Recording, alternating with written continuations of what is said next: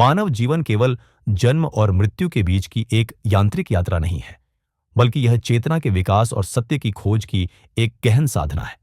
इस साधना का मार्ग वेदों में अत्यंत वैज्ञानिक, क्रमबद्ध और अनुभवजन्य रूप में प्रस्तुत किया गया है। वेद हमें यह नहीं बताते कि केवल क्या मानना है, बल्कि यह सिखाते हैं कि कैसे जीना है, कैसे सोचना है और कैसे स्वयं को जानना है। वेदों का ज्ञान बाहरी कर्म से प्रारंभ होकर अंतर्मन की शुद्धि, चेतना की स्थिरता और अंततः आत्म ब्रह्म के ऐक्य तक ले जाता है। कर्म, उपासना और ज्ञान, ये तीनों जीवन के अलग अलग चरण नहीं, बल्कि एक ही आध्यात्मिक यात्रा के क्रमिक सोपान हैं। इसी यात्रा को योग के विज्ञान ने कर्म योग, भक्ति उपासना और ज्ञान योग के रूप में विस्तृत किया है। योग कोई संप्रदाय नहीं, बल्कि मानव चेतना को पूर्णता तक पहुंचाने की व्यावहारिक प्रक्रिया है। मंत्र योग, हठ योग, लय योग और राजयोग, ये चारों मार्ग साधक को स्थूल से सूक्ष्म और सूक्ष्म से परम सत्य की अनुभूति तक ले जाते हैं। इनके मूल में अष्टांग योग का अनुशासित मार्ग छिपा है, जो शरीर, मन और आत्मा तीनों को एक सूत्र में बांध देता है। यह वीडियो वेद, योग और भक्ति के उसी समन्वित दर्शन को सरल, तार्किक और आधुनिक दृष्टि से प्रस्तुत करता है, जहां साधना कोई रहस्यमय कल्पना नहीं, बल्कि चेतना का सुव्यवस्थित विज्ञान बन जाती है और जीवन स्वयं एक जागृत योग में रूपांतरित हो जाता है। वेद मानव सभ्यता के सबसे प्राचीन और गहन ज्ञान ग्रंथ हैं।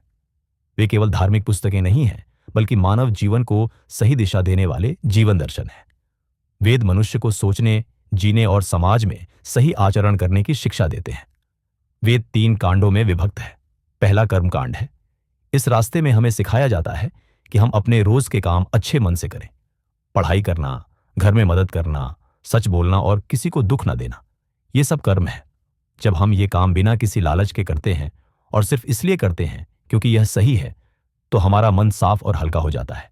यही कर्म योग है। दूसरा उपासना कांड है। इस रास्ते में हमें अपने मन को शांत करना सिखाया जाता है।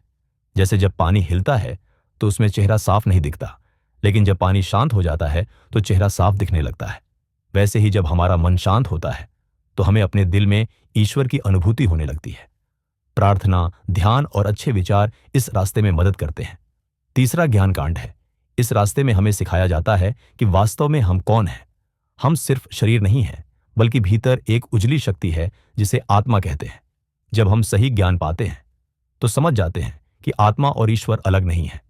यह समझ हमें भय और दुख से मुक्त कर देती है। तीनों रास्तों की एक मंजिल ही है। कर्म योग मन को शुद्ध करता है, उपासना योग मन को शांत करता है और ज्ञान योग सच्चाई को दिखाता है। रास्ते अलग हैं, लेकिन मंजिल एक ही है।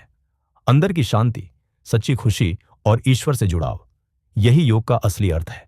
ईश्वर या परम सत्य से जुड़ने के जिन तरीकों को हम अपनाते हैं, उन्हें उपासना कहा जाता है।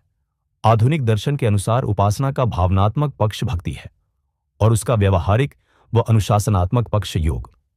भक्ति व्यक्ति के भीतर उद्देश्य, अर्थ और मूल्य पैदा करती है, जबकि योग मन, शरीर और चेतना को व्यवस्थित और संतुलित कर देता है।